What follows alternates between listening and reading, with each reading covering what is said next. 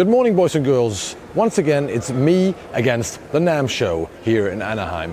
Today I'm going to check out, once again, a lot of guitar gear and studio gear, meet a lot of cool people, and as usual, have a lot of fun. Let's get started.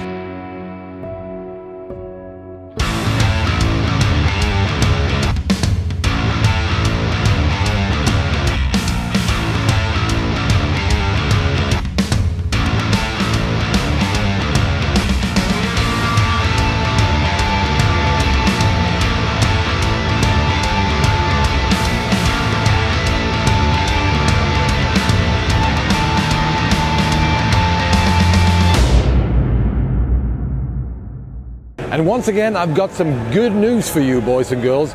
We've got a giveaway today, and that is coming from CRANBORNE Audio, and it is one of my favorite preamps, microphone preamps. Come with me. This little 9.5-inch rec unit is the CRANBORNE Audio Camden EC1 or something, I don't know what it's called.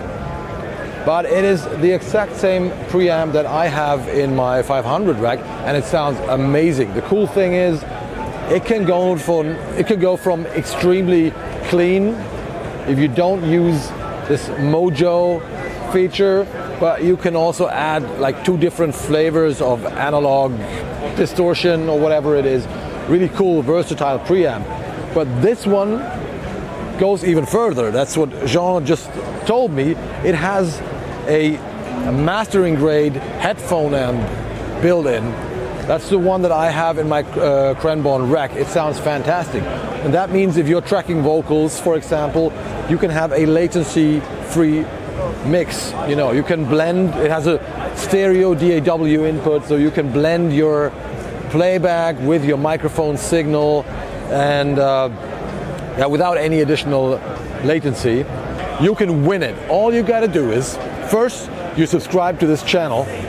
Second thing is, you'll find it in the description, you subscribe to my email list.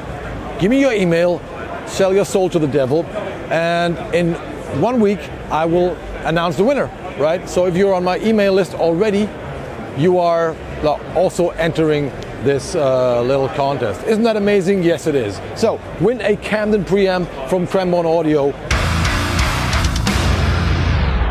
We are now at the Krunch Kabinets booth, and whenever I see a guitar cabinet I haven't seen before, I gotta talk to the guys. And this is Bart. How you doing? How you doing, man? It's good to meet you. Yeah. Thanks for coming on by. What is this? Well, these are all solid birch. We'll put any speaker you want in it. Okay. But we have some other really neat features about it. So yeah, we'll put any you want it. So it's custom ordered. Yeah, everything. We'll put whatever finish you want on it, whatever kind of grill you want on it. The thing I love about this cabinet is how you can get to your speakers real quick. And it's front mounted, or is it like? Can I? No, it's those are rear mounted. Rear mounted. Everything is rear mounted. The other thing that's neat though, as you know, by being able to pull the grill off, you can see which speakers are pumping, and also when you're doing your mic placement, it's really easy to get to the right spot every time, right? That's great. But it's all solid birch, no plywood of any kind. The connectors on the back are all positive click, so as soon as you click it in, it's in there. It doesn't come back out until you pull on it. And yeah, we'll put eminence in there. We'll put selection speakers in there. Whatever your heart desires, that's what we'll put. My heart desires a lot of speakers. You know that. It does. I know it does for you. I know you're a fan of, well, just about every speaker. You find something good in every one. Yeah, not really, but I just like trying stuff. You know, the V30 is great. V30's in but everything, right? Right, but there's other stuff out there. Yeah. So that's how I started trying Jensen, Eminence. My favorite speaker is the DV77 right now, that Eminence thing. Mine personally right now is actually the EVH. Oh, really? I love that selection speaker. You know what? I'm staying with Warren Ewart right now, and he got an EVH cap. So next week, I'm probably going to do a video trying this cap for the first time, because I haven't heard it so far. But you say it sounds great, yeah? And it does sound great. I like it because it's got a huge frequency response, and they're really tight. There's no flubbiness in it. Okay. So I'll check it out. It out. Is this standard Marshall sized? I can tell. Like it is. These are standard, and we also do slant cabinets, and we do 212s. And we also do bass cabinets as well. That's a really nice color. Yeah, everything's done here in California. Ah, so you're California based. Yeah, and it's a small shop, and we've been around 2 years. It's a new company. Okay, awesome. And you know what I like most is the K. The K? The Kristian Kohle K. There you go, that's right. I do it all the time as well. Yes, sir. Like a little more German. But hey, Bart, thanks for all the information. It was a pleasure to meet you. I hope I can check out your stuff one day, and let's see what we can do. You bet. That'd be great. Thank you, guys. Appreciate you. I'm here with Tim from Audient, and if somebody is releasing an analog console these days, I gotta talk to him. So here we got the, what is it, 4816 Heritage Edition. Tell me more about it. Sure. So the AES 4816 is something that's been in production for a handful of years, and something we've been asked about a lot is to have the Heritage Edition upgrades that are on our larger format console, that was released a handful of years ago, and put it into the smaller footprint of the 4816. Heritage means what? The Heritage Edition is specifically the name that is given to certain upgrades that were put into the desk to harken back to Dave Dearden's earlier works on consoles for, say, John Lennon in the 70s. So there's transformers in here, and then inductor EQs, and the mix bus card. Wow. So you have switchable transformer on the stereo bus, right? Yes. Well, that's cool. Low bump and high lift. That's an EQ or what? No. Yeah. Okay. So inductors at 60 and 20 kilohertz. Inductor means like Pultec style EQ. Yeah, just a little push kind of thing. Just give it a little smiley face. Okay, but give me an overview. We got 16 channels inline console. Yes. Auxes, EQ. Splittable EQ, so you have your shelving and your parametrics, and these sweep all the way from 50 to 20 kilohertz. So you've got full range on the EQ section. Splittable means you can split it to both. The channel path and the DAW return path. Okay. These days you call it DAW or DAW return. You don't call it tape anymore. That has changed. Beautiful looking meter bridge. 16 Micpres, right? Yes. 8 buses. A bus compressor. This just looks beautiful. And new updated VUs as opposed to the LED that was in the previous edition of the 4816. so that is, what is that? The gain reduction of the compressor? Yeah, right there. Beautiful. I've never used your compressor so far. So that's like, is it close to the SSL thing? Like also VCA? It's similar, yeah. There's a handful of VCA compressors in the market that people have likened it to. I suppose in the end, we're all familiar with a certain sound. So as soon as we hear a VCA compressor, we'll say, it sounds like so-and-so. Yeah. Sorry for mentioning it. No, wonderful. How much is that gonna cost? This console is going to be US $19,999. Okay. And the original 4816 will continue production without the added... Without the Mojo section. Without the Mojo section. All right. And is it $16,999? And is there a smaller or bigger version as well? Well, there's the flagship model, the 8024 HE, that's customizable. There's a whole bunch of options that you can make and layouts that you can decide whether you want that for the ergonomics of your studio. But this is a fixed offering, and this is the smallest thing. Really sexy looking. Thanks for the information, Tim. I'm finally here at the Engl booth with my buddy Martin. How you doing? Wie geht's? Really good so Really far, good? yeah. Busy, NAMM? Yeah, of course. Look at what they got. They brought their entire, not the entire, but they brought their custom shop. So a lot of really sexy looking Engl Amps in different colors. How's the custom shop going? It's running really well so far, yeah. As you can see, we have 5 stacks here, 5 half stacks with different color combinations. What can I choose from? Like what can I customize? So you can choose the corners. So we have chrome corners, black corners. You can choose the Tolex colors. And if you want, you can have a matching cabinet.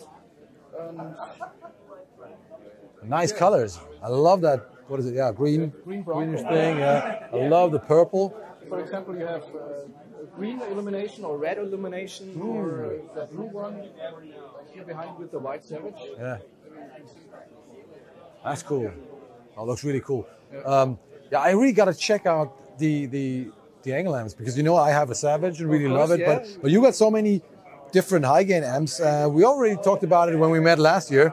Yes. You should send me some amps. Which are the main flavors of high gain amps that you have? So we've got the Savage. Yeah, but I would say the Savage, the Powerwolf 2, the Fireball, and the Artist Edition. And Fireball and Powerball are like different enough. Yeah, so they are kind of the same family, but they are sounding different. Okay, what about the Invader? Unfortunately, it is discontinued. No more Invader. Okay, can you send me those 4 amps to try on? Of course, yeah, sure. So I'll do the ultimate Engl high gain video to finally find out which one is the how they compare. Like 4 different flavors of Bavarian high gain. How cool is that? All right, thanks a lot, Martin. Have a great NAMM. Thank you, you too. Where do I start? Thanks for having me, first of all. I'm really honored. Yeah, first of all, I learned it like the old school way. I learned miking, guitar cabs, and drums, and, just like you guys. But I'm also using digital gear. I'm using the Kemper for my guitar drums. I'm using plugins and stuff. But I found out that I get more inspired if I really set up some mics, cabs, speakers, try some stuff, because the digital stuff makes me, just choose presets. I'm here at the Cloud microphone booth with Dave. How you doing? Kristian, good to see you, brother. Nice to meet you. I love ribbon mics. I got a lot of ribbon mics, but I'm not really familiar with Cloud. I've seen them online, so you got to tell me everything about it. Well, there's a bit of a backstory. Okay. Cloud microphones, the company is best known for our cloud lifters, not our ribbon microphones. However, the way the Cloud lifter came about was Roger Cloud was developing ribbon mics. He was partnered with a guy named John Sank, whose dad had been one of the RCA CEOs, the last one. And he had all the parts and things and machinery and the know-how. So they were trying to do this microphone, the JRS John R. Sank 34. Which is a passive ribbon? Or Here's the trick. He wanted to make a passive and an active. The active had 3 prototypes. To move the active circuit, which changes the phantom to gain, he built a box for it. And he moved it back and forth, and he said, that's how the Cloud lifter... This thing in a box would work great for everybody's ribbons. Right. So he sold it. It was called at first a phantom-powered preamplifier, and we changed it to... He and I talked about mic saver, mic this, and he says, well, it makes passive mics active, so let's call it a mic activator. And I love the sound of it. Whoa! Good woody sounding sort of word. This helped a lot. Yeah. Also for Shure SM7Bs. This is the next part. For a year, we didn't do that. And then he said, because I didn't know. And he says to me, I still remember where in my house I was on the phone with him. And he says, oh, by the way, this works with dynamic mics. I'm like, what did you just say? He says it works with dynamic mics. I said, are you telling me this solves the single problem that low output dynamics have? He said, oh, yeah. I says, Roger, we are looking in the wrong place. We should not be boutique pro audio dealers. I'm going to go call Sweetwater and Guitar Center. I said, this fixes the SM7B, the RE20, the S, the 58, the 57. Oh, my God. Yeah, right. The rest is history. We sell more of these. We sell millions of these things. It's amazing. A great idea. It is. And they come in all kinds of shapes and sizes. And we still sold our mics. Matter of fact, Roger made a change. So that was the first one. Original design. Okay. It's got different kind of magnets. But that's a new design, not based on Cole's RCAs, whatever. RCA. It's RCA. Okay. The idea behind the pattern. If you look at the shape, it looks like the shape has to do with the way that things are diffused, plosives and things. Anyway, we wanted to make a better one. Roger is fascinated with the 44A, the RCA 44A. Okay. AEA makes a 44 clone. It's based on the 44BS. Okay. The A is known for its resonating cavity. It was the one that had that really dense shield. You had to take the shield off, and then when they made the B, they made the grill easier to get through, but they changed the resonating cavity. This is an homage to the 44A with modern ... It's lighter, right? And it's got a cloud lifter built in with a voice music switch. Basically, off our CLC, you can have a high-pass filter that is at 3K ohms. I think it turns about 80 hertz, so you can get up closer and it's a lot of fun. Okay. This sells for about $14.99. And it also boosts or what? It's like it's always active. It's always active. So this is either voice or music. All right. This was the world's first active ribbon with a voice music switch. Okay. Now we've come to the part which you wanted to talk about, but it needed the backstory. All right. This is it. This is new mic. This is the 44 passive. Okay? All right. It sounds a little different because it doesn't have a cloud lifter. The actual circuit board in there, it is entirely passive. However, we include in the box a cloud lifter, a CL1, a special one. How nice of you. Like, well, here's the thing. Why have just passive when you could have the choice? Yeah. So with this microphone, you have your choice between the voice and the music, but it's always active. With this one, it can be passive or it can be active. And if you don't want to use this microphone, you got this pretty black special edition midnight cloud lifter. In case you're working with... You can use on an SM7 and a 57 or something. Right. Now, this one costs $14.99, and so does this. Okay. And it sounds wonderful. I mean, just wonderful. We are shocked. This is Roger's original passion. He actually got sidetracked by these cloud lifters. Roger has so many ribbon mics. What got him into this? He wanted to be a ribbon mic manufacturer, and we distracted him. This guy is so passionate about ribbon mics. I think I got to try those mics, right? And do that. Listen, I'd love to hear what you think about it. Thank you so much, Dave. Kristian, it was a pleasure. Talking to you, brother.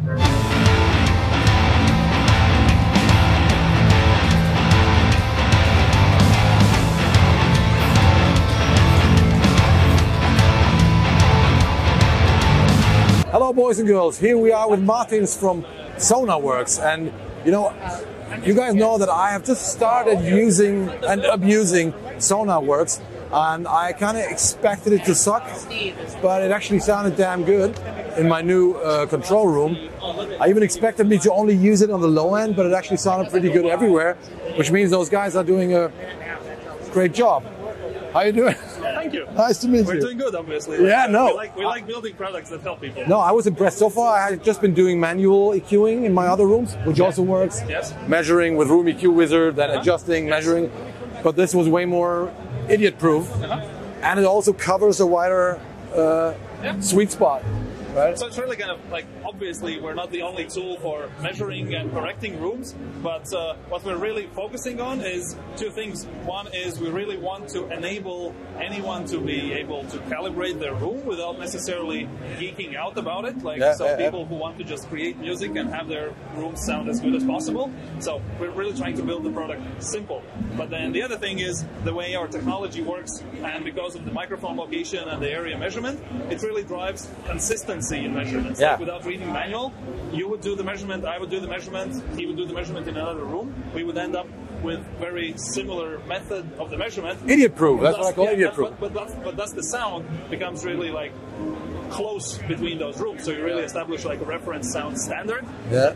Translates between different locations, different users, and it enables kind of now when people are more and more creating music over distance, it really kind of builds this reference sound platform where which helps people stop by all the time to tell us that. I actually filmed the whole process when I did everything, set it up, and you can see me. So I'm gonna do whenever I find the time when I'm back in Germany, I'm gonna do a video where I show how I treated that room, because I started with moving the monitors, which is the most important thing, and to find the best position, and from there on you can start correcting things with EQ. The only thing I didn't like was your headphone correction when I tried it a few years ago. I gotta say that. Yeah. I'm sure it has become much better. Okay. But I was trying it for my Audeze speakers and I wasn't that impressed. So is it better now? Of course. Like the whole idea behind our way of calibrating headphones, like we have a unique approach about that. What we think should happen is when you're talking about music creation, not listening. When you're listening, it's whether you like the sound or you don't like the sound. When you're creating music, you basically have these million tools in front of you that you can use to make whatever sound you want. So what you want from speakers or headphones when mixing is basically for them to be neutral. Yeah. So what we really try to accomplish is to get the headphones to sound frequency response-wise the same as your calibrated speakers in your well-tuned room. So that you can actually have the same reference sound platform, work on speakers, switch to the headphones. If you happen to be on the plane or working late at night, you can work on headphones and then continue working on the speakers. And it translates? It translates, and you can actually do that. So when you say, I don't like how that sounds, I think it's not really the right question. The right question is, does it sound neutral? Does it sound similar to the speaker sound? It sounded a little artificial to my ears back then. Yes. But then again, maybe I was just used to the sound of the headphones, maybe. And if the algorithm has become better, which I'm sure it is, maybe I'll try it again. And you told me that people can actually send you their individual pair of cans. So we have three modes of headphone calibration. One is the average profiles, which is what you get when you just download our software, which means we're getting a number of pairs from the particular and you average model. it out. We measure all of them, we average them out depending on the particular model and build. Particular pair will differ from that average, so but it's already kind of getting you 80% there. Then we have the individual calibration, where you can buy individually calibrated headphones, which are new headphones from our you. store. Yes. So we carry a number of popular headphone models. We just add this individual calibration. So if you're getting new headphones, you can get them from us with the calibration profile. That's smart. Or if you have a particular pair of headphones that you're really used to and you want to keep that, then you can ship it in, and we do it as a service. You can ship your headphones to us. We'll do the measurement. We'll put a nice little sticker on it. And how big is the difference usually? Let's say I'm using Audeze headphones, which are not exactly cheap. Yes. Like from one to another, how much? Without like really, I mean, we haven't found any real correlation between the price of the headphone and the differences? Neutrality of the headphone. Oh, you mean average to individual differences? Right, if I get 5 of them. Sure. It really depends on model to model. I wouldn't be able to comment like right off. I wouldn't want to kind of say anything. I mean, the more expensive headphones are obviously more consistent between themselves. Yes. And for the cheaper ones, there are pretty big differences. Yes, but also there are sometimes like some manufacturers run their processes more optimally, and some are more all over the place. But yes. Let's just say I'm going to check it out one more time, right? Please do, and let us know what you think. Thank you very much. Thank you. Boys and girls, I'm so happy to be here, and we are at the CRANBORNE audio booth with my man Jean, the most evil man in Pro Audio. Yeah, I'll take that. How you doing? Oh, Kristian, I'm really excited to be here. Yeah. It's been too long since we saw people like you and you know, awesome people that like end users of our stuff, our dealers, our friends. It's just I'm riding cloud nine, man. This is wicked. Awesome. Yeah, not too many European companies are here, but you are here. It helps that I have an American passport. That was useful. Yeah. You don't sound exactly British, right? No.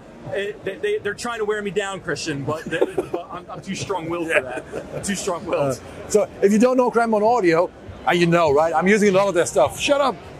Thanks. And so I got their 500 rack that you can see over there everywhere, which is, I got that one, which is amazing, and got a great control room section. I use it all the time in my third control room, but I also got, I think, 6 or 8 channels of their amazing sounding Micpres, the Camdens, that I use a lot. Cool thing about them is that they do sound really clean, but you can turn on that Mojo feature and can make them sound dirty, so like best of both worlds. Okay, but now it's your turn. Anything new that you are releasing? Yes, Kristian. So we have on your R8. We'll see. Yeah, we'll go here. So this is the new product. This is the N8. So on your R8, you have a whole bunch of RJ45 ports on the back. Yeah. Right. Which I haven't been using so far. Exactly. So please explain. So we have all these boxes, right? So we have our N22. This is a fully passive breakout box, 2 in, 2 out. This is our N22H. This is a reference grade headphone amplifier, 2 in, 2 out. It can either be powered off a 9-volt supply, like a guitar pedal power supply, or a 9-volt battery. Yeah. And then we have our Camden EC1. This is like the Camden, but in a standalone format. We also have Camden EC2 here, which is another one. All of these products are what we call cast-enabled products.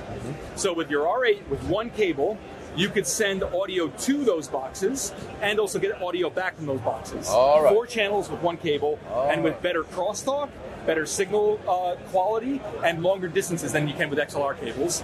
But crucially, using very cheap, affordable Cat5e, Cat6, Cat7 cables. So one cable for 4 channels? For 4 channels. Okay. And the thing is, like a Cat7 cable or a Cat6 cable, this is a very high quality copper. Yeah. This way outperforms an XLR cable.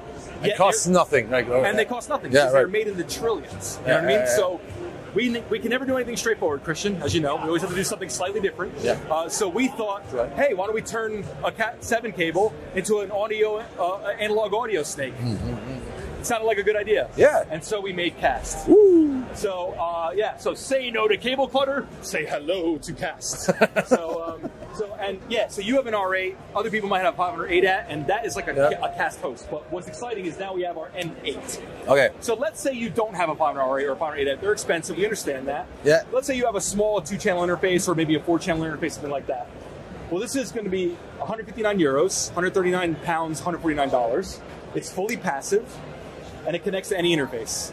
So what you do is, from your interface, you patch your inputs and your outputs, and then it'll come out into... That's a D-sub or what? Those are D-subs. So on the other end, you could have XLRs or jacks or D-sub. Whatever you need, whatever you need. But then crucially, it then splits out to cast. And then you can connect all our breakout boxes. All right. And the N8 is fully passive, so no power necessary at all. It's very rugged, so you can put it anywhere. Yeah. Throw it on the floor. You can use it live anywhere on stage, you want. yeah, right. Mount it underneath your desk, whatever you want. And then it has 4 cast ports. And then each of them is each of them is 4-channel, right? So this is a 16-channel. This is 16 channels of I/O of inputs and outputs. 8 channels of inputs, 8 channels of outputs. Got it. So this one here will be inputs 1, 2 in your interface, and then the outputs will be 1, 2. Okay. On this one, the inputs will be 3, 4. The outputs will either be 1, 2, or 3, 4 with this switch here. So you can split them. Well, you can change. You can either choose to have a headphone mix going everywhere, each one can have its own headphone mix. That's smart. And especially you can use your existing audio interface. A lot of those audio interfaces have software mixers and all those capabilities, but what they don't have is this cable management solution. So what it does is it kind of just supercharges your existing interface. It turns your existing interface into like an Aviom system or like a more complex studio management system, but very affordably. But I can't either have like 4 different headphone mixes, or if I press them all down, they all have the same. They have all the same. Or you can mix and match. Like they wanted their own, but these guys are good with the same. Cool. And again, no power, and you just use your existing interface and your software mixer to do it.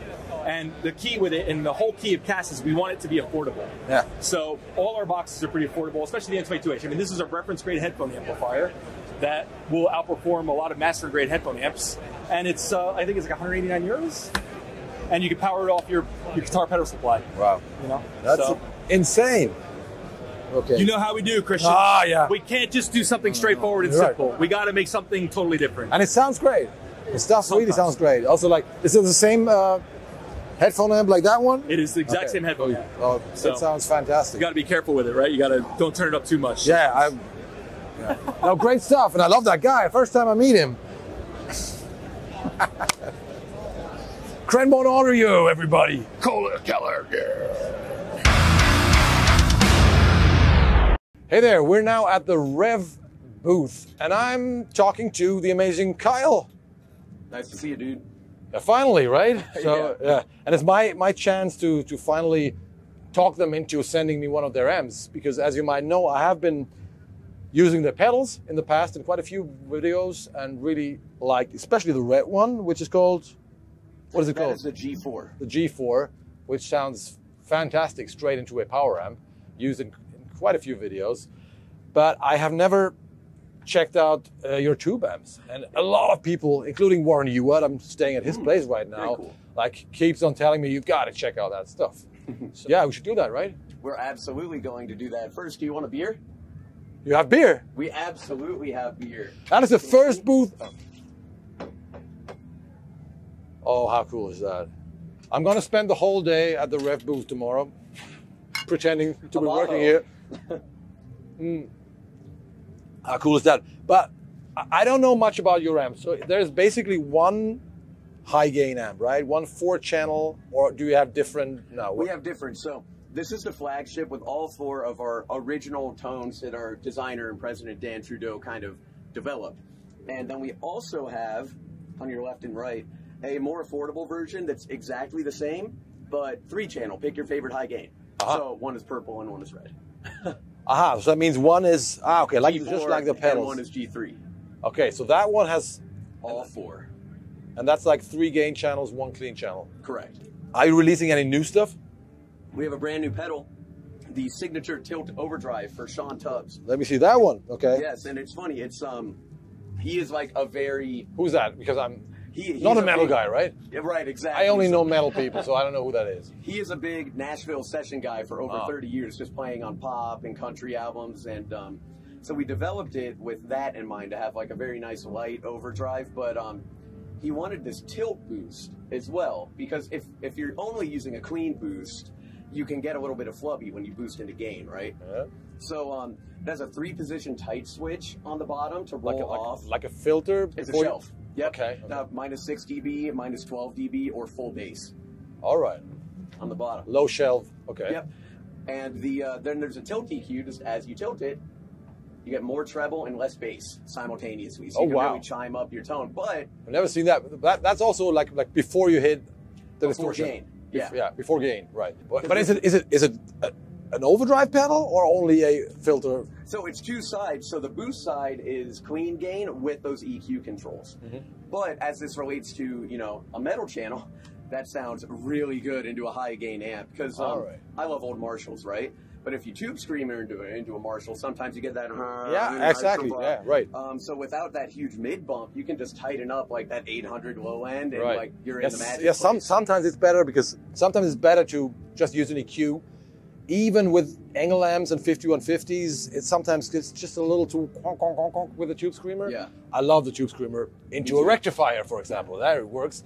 But that's interesting. I gotta say that red pedal G4, what it is still my favorite. It's a good travel rig. If you get a clean power amp like the Power Stage from Seymour Duncan. Oh, that's a good one. Yeah. I don't know if you're not building any power amps, do you? Like No. separately? No. So get that one. You get a EQ, and the Rev G4. That's a fantastic combination because most pedals need to be played into a clean amp because they need the additional grind, the additional, you know, coming from the preamp. But that one is just fantastic.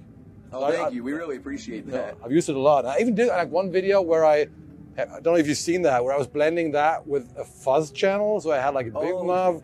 And I was blending it all into one power amp. That's so and cool. That was really cool.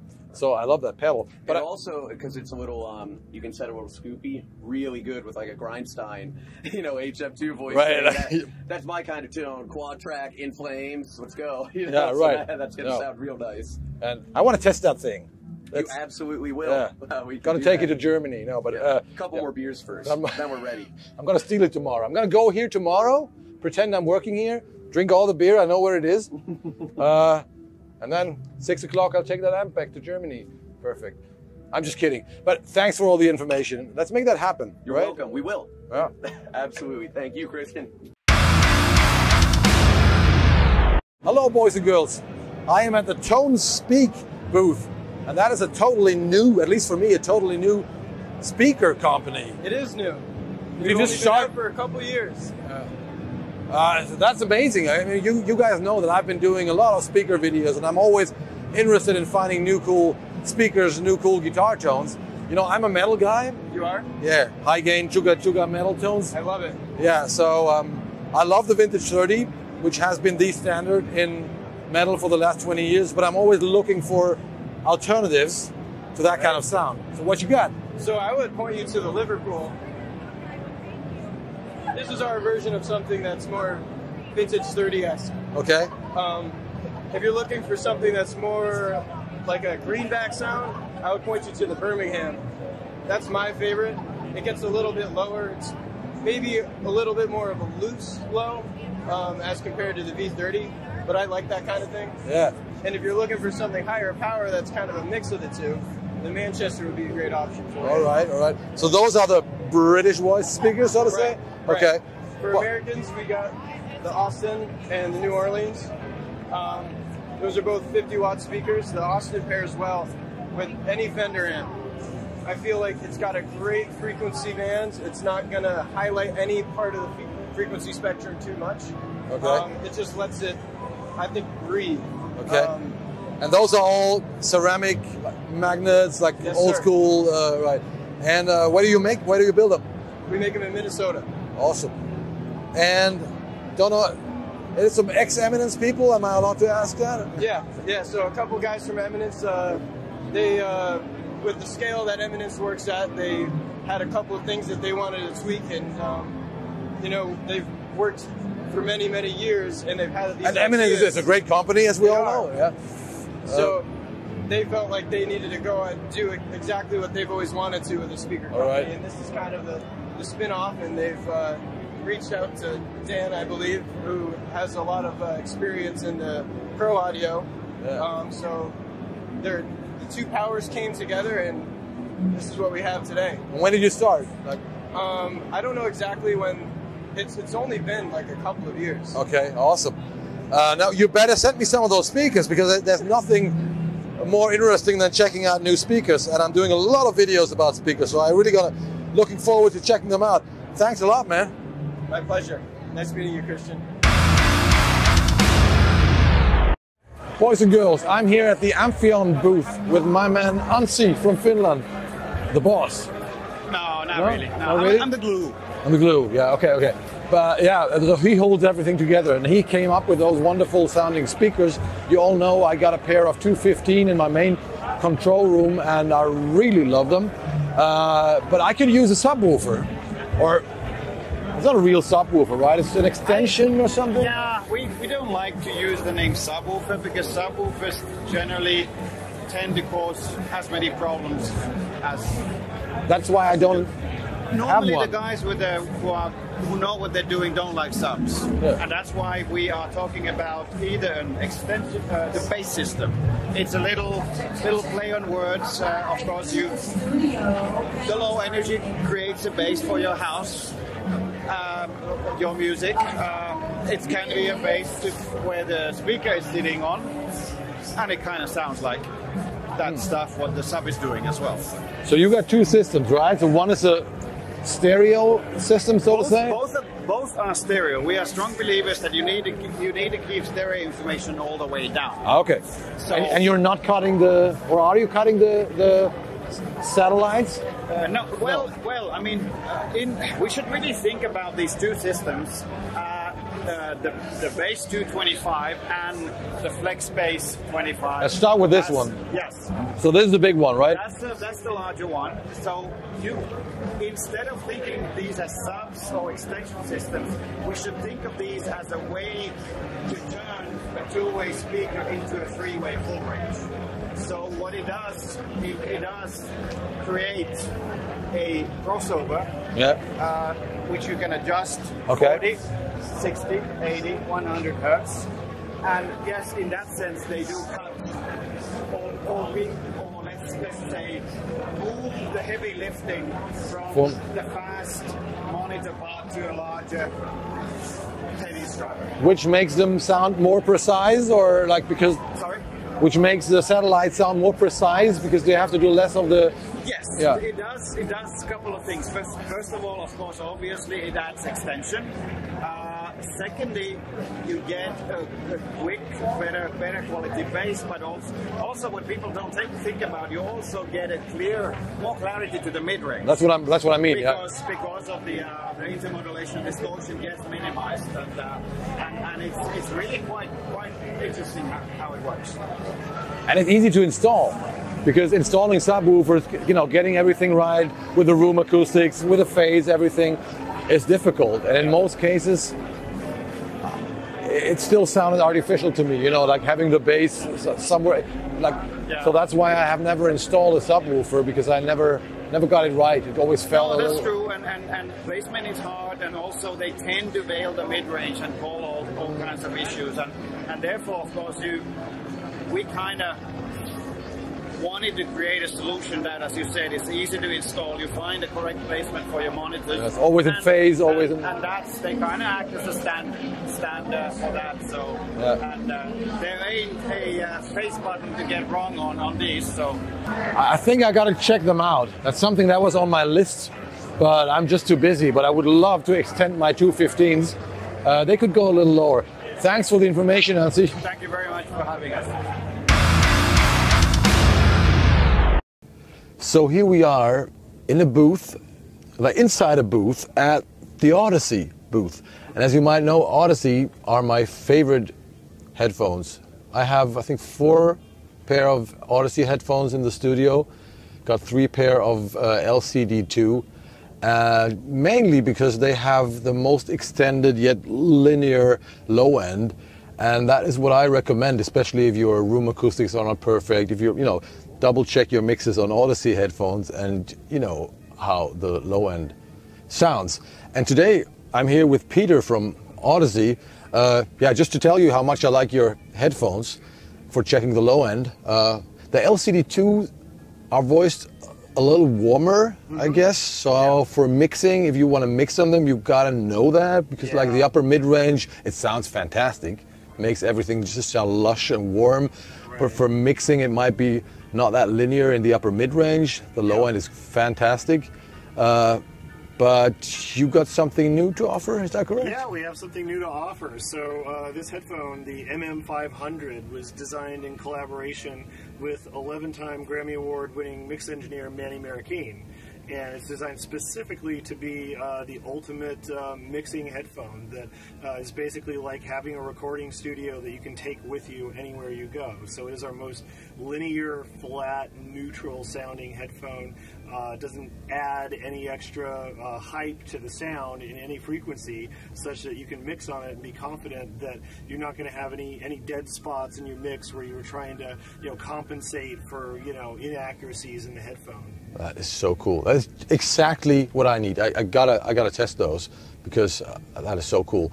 And how, like, coming from the LCD2, do I get like the same deep linear bass or what? Like, yeah. So the thing about the bass is that all Audeze headphones have really awesome extended low end due to the way the planar magnetic drivers function. So the driver is the size of the entire ear cup.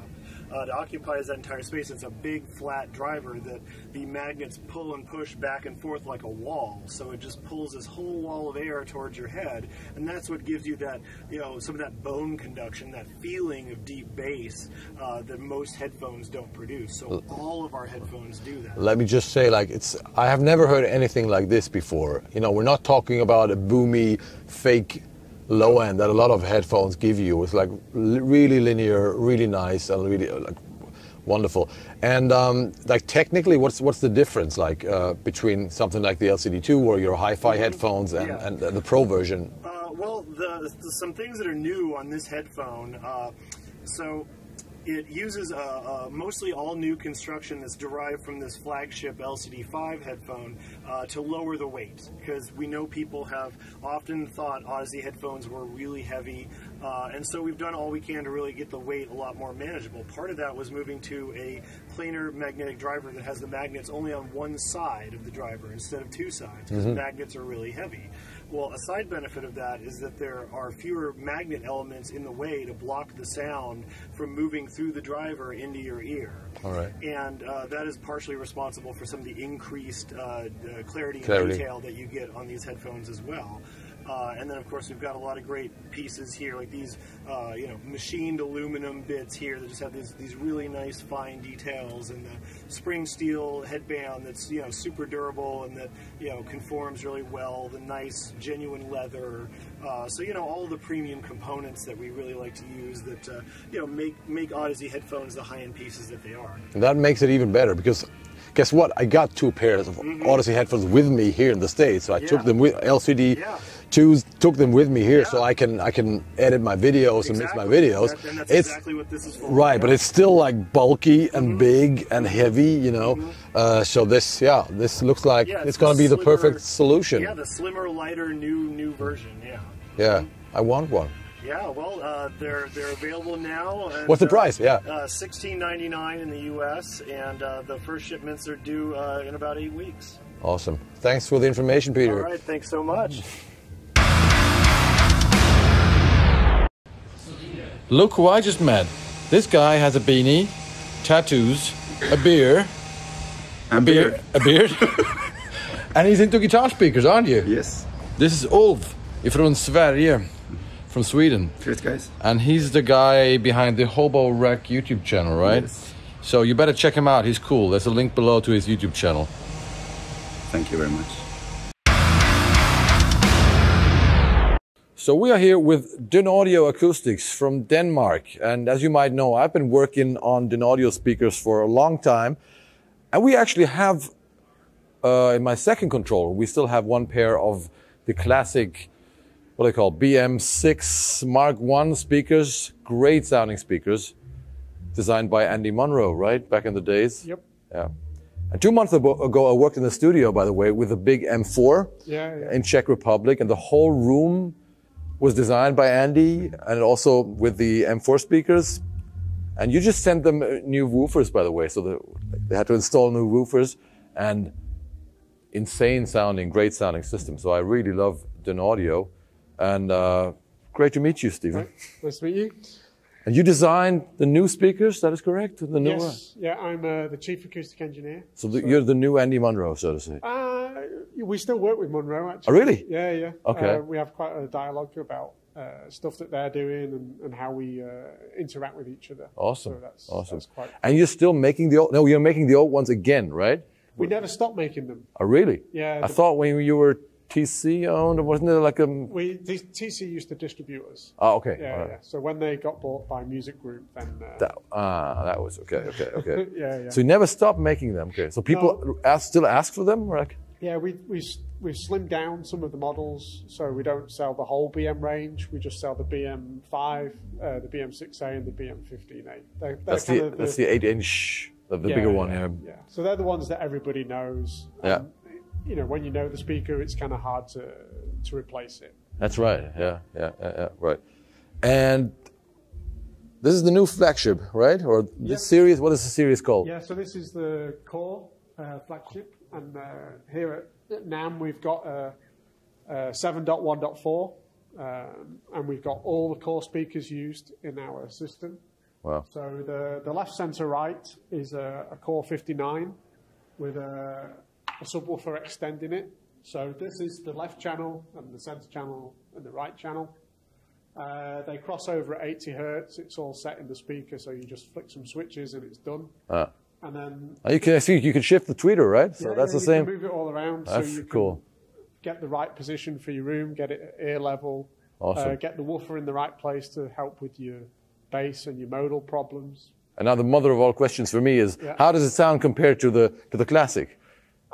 It's a way. I think for me, you know, I've been with Dynaudio now about 6 years, and the thing for me is working with the guys that have been there for a while, and it's about how do we move on, how do we improve. You know, we've got great legacy, great heritage, and how do we refine that? How do we make it better? How do we give you more detail so that when you're listening to your mix, you're not questioning, oh, did I hear that? Do I not hear that? You know, it's got to be there. So we're always just constantly improving and constantly improving. So and this one also has some modern digital features, EQ, room correction, anything like that? Digital inputs, or no, is it? It's AES3 digital input, but there's some.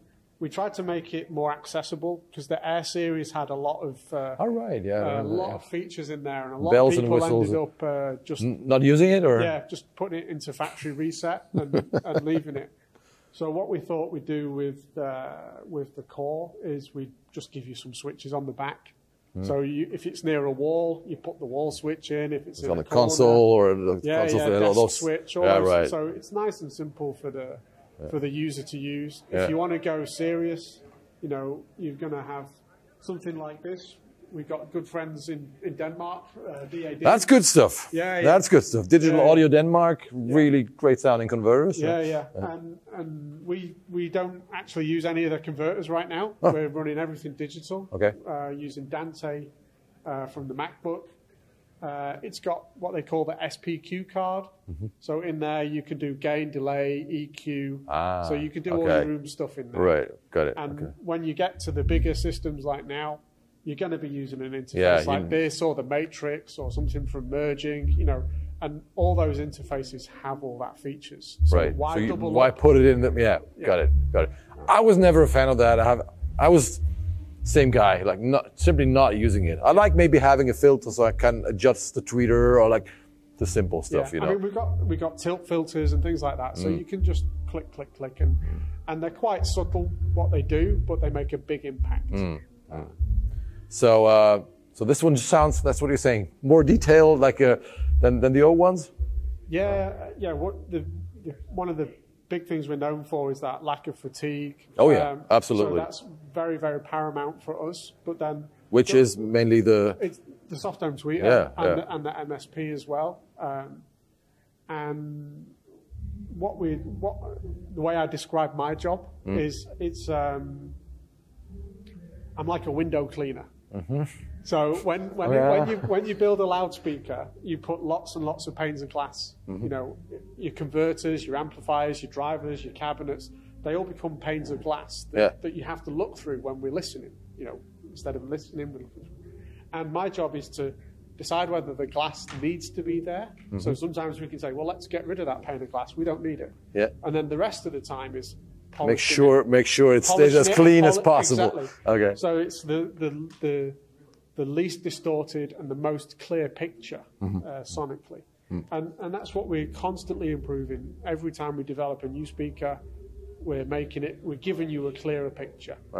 And there's also like a two-way, a smaller version available? Yep, of the so core? we've got the two ways here. Oh, all right. Here we go. We're using them as surrounds. 6.5, or what is it? Or 6? Yeah, we call it a 7, but yeah, it's a 6.5-ish. And then we have the 47s up there, which are a three-way. Awesome. Using the same woofer as the two-way. More precise in the mids, maybe, or it gives you a bit more mid-range clarity. The imaging maybe isn't quite so good, but the clarity is there. And what we try to do with the whole range is that they're all voiced very similar. Okay. So you can mix and match like we've done here, and you don't notice suddenly. You know, which is not always the case. Yeah. But these ones are like... We work really, really hard to make sure that you can mix and match. And one of... we had a review, I can't remember who it was now. It was either Sound On... I think it might have been Sound On Sound. And they reviewed a pair of 59s, and then they got a pair of 47s at the same time. Yeah. And they said, okay, Dynaudio say they voice very similar. Let's see if that's true. So they took the left channel and swapped it. So they had a 59 right channel and a 47 left channel. And they were like, okay. Actually, no, it still works. And then they swapped it around the other way around. No, that's great, especially if you work in different rooms or you need a mobile setup that is small or something like this, you can take your speaker, your sound with you. You know what you're going to get because it's always the same. That's really important for us. And also back through, like we talk about the old products, you can still follow that Dynaudio heritage. Exactly. Yeah. No, great speakers. Thanks a lot, man. No problem. Thank you. NAMM 2022. What a wonderful experience. My first NAMM, and it was a blast. I hope I will be back next year. Please don't forget that you can win this lovely CRANBORNE audio preamp, the Camden, one of the coolest sounding preamps out there, including a headphone amp and a lot of bells and whistles. You have to subscribe to my email list and have to subscribe to this channel in order to win it. Yeah, we are packing our stuff now and we're going back to Los Angeles to film a lot more cool videos. So stay tuned on this channel. We're gonna have a lot more sexy California content coming up. Thanks for watching. I see you in hell, motherfuckers. Bye-bye.